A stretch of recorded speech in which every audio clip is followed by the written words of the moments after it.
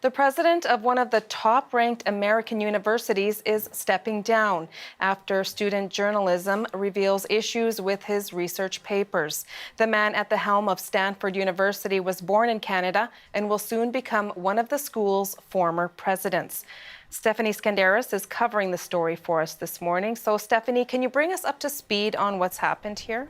Well, Juanita, this is quite shocking for the scientific community, but it has been bubbling along for quite a while. This resignation follows 8 months of review into the work of the president of Stanford. His name is Marc Tessier-Lavigne. There you can see him there. He's 63, born in Trenton, Ontario, grew up mainly in Europe and did his Bachelor of Science at McGill, so that's his Canadian connection. He's a neuroscientist. He's looked at things like spinal cord development and Alzheimer's, and he's been president of Stanford for the last 7 years. Now, this investigation was conducted by an outside panel of scientists. It looked at 12 research papers that he'd been involved in, all from before his time at Stanford, and some that are 2 decades old. Now, in 7 of the papers where he was listed as co-author, the panel concluded he was not responsible for any misconduct. But for the 5 papers where he was principal author, the panel found serious flaws. Now, he was cleared of the most serious. Those were allegations of fraud and misconduct in a 2009 study about Alzheimer's.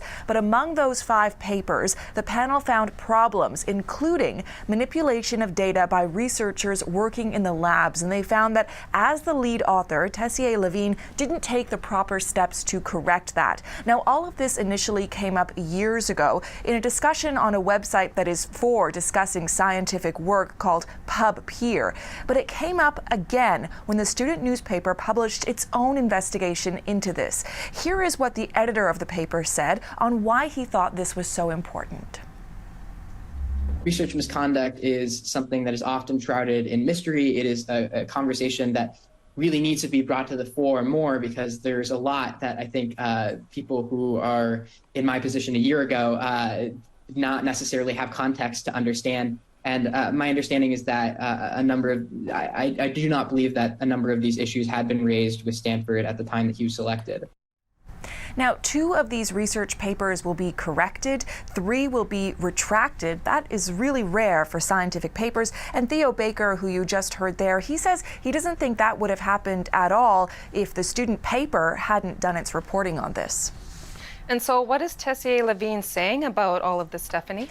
Well, he's released a lengthy statement defending himself and announcing his decision to resign. Here is more of what he says.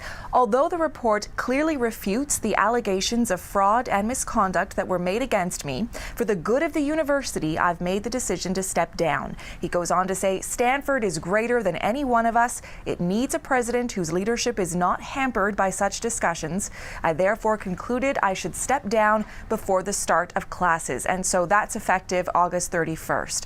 Now, Tessier-Lavigne also says he accepts the report's conclusions that there are some areas he should have done better, and that in some instances he should have been more diligent. He says he was unaware of the manipulation of research data by others in his lab, but he takes responsibility for their work. Now, he will remain a professor at Stanford. He will continue to run his lab, but he says he'll be tightening controls in his lab going forward.